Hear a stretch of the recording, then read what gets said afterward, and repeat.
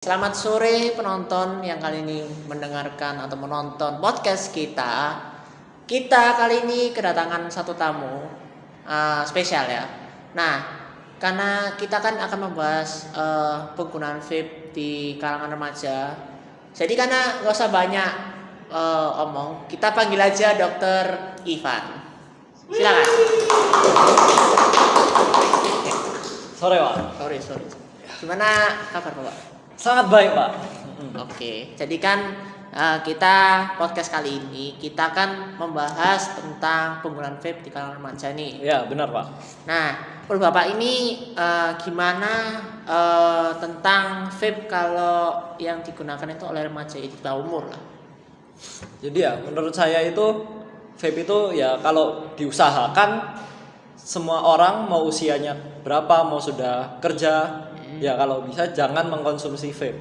Karena menurut saya vape itu adalah satu kayak modifikasi rokok, tapi strukturnya kan tetap sama, tetap pakai nikotin. Dan itu sendiri sudah membuat vape itu berbahaya.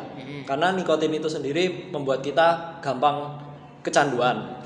Terus buat bikin efek-efek kayak kita bisa merasa tenang atau menghilangkan stres itu kan juga vape juga masih memakai zat-zat yang berbahaya, meskipun nggak seberbahaya rokok konvensional yang pakai tar ya. Oke. Nah, kalau ini kan kan kata Bapak kan ada nikotinnya ya. Iya. Nah, ya benar, tapi menurut saya ya, karena kan dulu saya kan pernah menggunakan vape juga nih, ya. Nah, menurut saya ya ada benernya kalau bisa tenang, ya toh. Terus lebih enak lah di mulut. Jadi kayak ada dingin-dinginnya, ada itunya, ada rasa-rasanya ya lebih tepatnya ya. Nah, tapi kalau menurut Bapak, ini kan analisis saya ya. Iya. Pernah dengar bahwa vape itu lebih sehat daripada rokok. Gimana menurut Bapak? Ya sebenarnya seperti yang tadi saya sampaikan, vape itu memang kalau kita bandingin dengan rokok konvensional, emang dampaknya jauh lebih parah rokok konvensional ya. Karena kan kalau rokok konvensional itu diciptainnya memang sudah lama, dan manusia saat itu memang mungkin sainsnya atau penelitiannya nggak semaju sekarang. Jadi mereka mungkin tidak tahu dampaknya.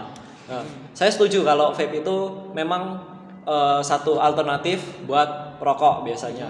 Tapi yang disalah mengertiin itu ya gara-gara dibilang lebih aman, orang mengira itu 100% aman. Padahal kan kita sendiri tadi sudah bahas kalau vape itu ya tetap ada nikotinnya dan tetap ada zat-zat yang bisa merusak paru-paru kita. Jadi ya mungkin bagi saya ya pendapatku ya vape ya sebenarnya buat alternatif dari rokok. Tapi mungkin satu pendapat lagi kalau vape itu bisa membuat kecanduan pada rokok. Karena orang-orang memilih kayak anak muda kan memilih daripada rokok mending vape. Jadi ya mau gimana lagi kan orang-orang pilih vape ya. Apalagi kalau remaja itu itu sih ya kayak kalau penasaran. Jadi ada rasa penasarannya itu kuat dan pengen tahu apa itu vape sebenarnya. Emang salah satu yang bikin bermasalah itu bukan vape-nya sendiri atau rokoknya sendiri, tapi ya remajanya sendiri. Tipikal remaja setiap hari ya jam 3 pagi masih belum tidur, pusreng 1 jam, aduh listrik, gak apa-apa ya, sekali lagi pusreng. Oh sudah jam 6, sudah saatnya kita berangkat ke sekolah. Belum sarapan, mama indomie dulu. Oke, sudah makan indomie jumbo, gak ada gizi sama sekali, gak ada sayur, gak ada daging, cuman makan, kenyang kok, sudah kenyang. Wes berangkat ke sekolah, ketemu teman-teman gak beres, terus bahas hal-hal yang gak jelas, dan akhirnya ya mereka pulang kecapean kan, ya stres, sudah capek, banyak tugas, ya langsung pasti pikirannya, aduh, vape dulu. Ya.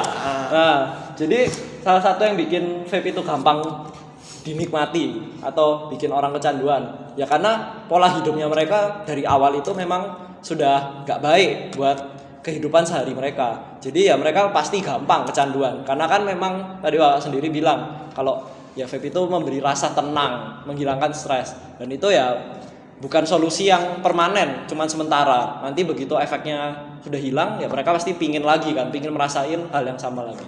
Jadi begitu sih Pak. Oke Pak, karena podcast kali ini ya sampai di situ aja. Jadi thank you ya Pak untuk Iya, argumentasinya sama-sama, kali Pak. ini. Iya. Jadi untuk kalian guys yang udah mendengarkan dan menonton, jadi thank you banget yang udah nonton and see you ya guys, bye bye. Bye.